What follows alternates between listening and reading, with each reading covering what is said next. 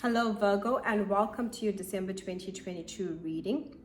This video is for Sun, Moon or Rising Virgo. Now, Mars is retrograde throughout the month of December and will stay retrograde into 2023. It will go direct on the 12th of January 2023. And also there's a Mercury retrograde and your ruler is Mercury. So this impacts you. On the 29th of December 2022, Mercury will go retrograde until the 18th, 19th of January 2023. So this is a time to slow down, reevaluate past experiences coming up, right? Things from the past coming up, time to slow down, reevaluate, redo, rest, rejuvenate, go within. This is a time to relearn things.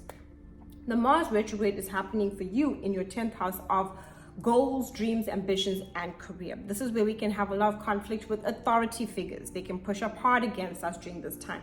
Authority figures can be employers, higher management. It can also be anyone that views himself as an authority over you, as well as like parents and such. Authority, I tell you what to do kind of energy. So be aware of that. That authority energy will be met with some conflict.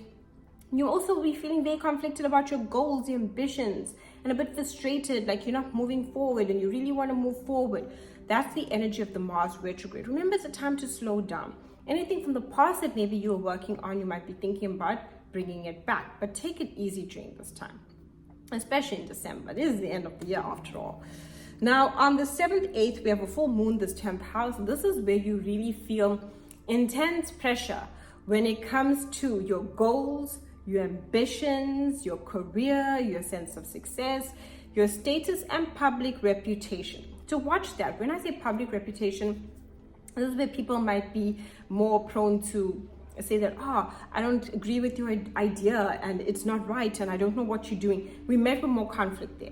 So watch what you're saying. Be more aware of it. You don't want to be caught up because Mars is also retrograde there. So it's like maybe the tone that you're using can come across aggressive to someone else. Also watch out for the tones of others might be aggressive to you. Then you set boundaries. But that full moon is asking you to release goals, ambitions, or anything that is stopping you from achieving them.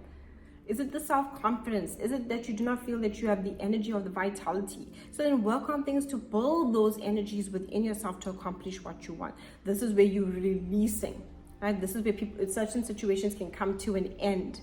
Certain goals maybe you had, you no longer have them. Certain ambitions can also come to an end. But that full moon is asking you, okay, what do you need to release in order to get what you truly desire when it comes to your goals? And that's personal to you. It doesn't only have to be work. It can be a goal to eat healthier, take better care of yourself. What are your goals? Or maybe you're a single mom, look after your home. Or maybe you have a hobby of knitting. You want to perfect knitting. Those are the goals that you want to accomplish and what's stopping you from them. But it is a full moon. Things can come to full circle, basically. So anything you've been working on to, you can be rewarded within career where it comes to full circle, but it's a time of ending of things that are no longer serving you when it comes to goals, career, and such. On the 10th, we have Venus moving into its 5th house. This is great for romance. This is great for creativity. This is great for fun, leisure, having a good time, looking into your hobbies. If you're self-employed, this creative energy is great for coming up with creative ideas. If you're finding yourself lacking any of these things, now's the time to tap into the energy. Venus saying, hey, have some fun. If you're single, great for meeting someone new. If you are in an existing relationship, ignite the spark of romance. Now, also, this has to deal with children. So this is where if you have kids, you might be spending more time with them, having more fun with them, looking for time to entertain them. There's also a time where we're much more there for the youth. So you might even find yourself, even if you don't have children, spending time around younger people a lot more. Right? On the 20th, Jupiter moves into this 8th house and will stay until May of 2023. This is all about your finances, looking at them, how can you change them, what financial choices you need to make. And it also offers rewards for anything that you've been working on where you get paid out. So banks, taxes, and the like, loans, and so forth. The 8th house is where we receive money from other sources. You'll also be looking at partners' money as well, stuff like that. The 8th house is also to do with your psychology and what you can release and gives you wisdom, Virgo, in order to let go of things that are blocking you from connecting in a deeper way. Okay? So remember that it's very good for intimacy and bonding and coming together, but you have to release any doubts or insecurities, anything that's stopping you. This is where you look at how you trust people. And can you trust people? It's also a great time for any secrets that you hold within yourself that are blocking you. It happens. Sometimes we don't want to face our fears, but now we face those internal fears so that we can find empowerment. And also it can bring out secrets from others too. On the 22nd, the sun moves into the 5th house. On the 23rd, we have a new moon in the 5th house. And on the 29th, Mercury goes retrograde in the 5th house. So the sun brings opportunities for fun and leisure, enjoyment of life. This is a great time. The new moon also asks you, maybe you haven't been having fun again.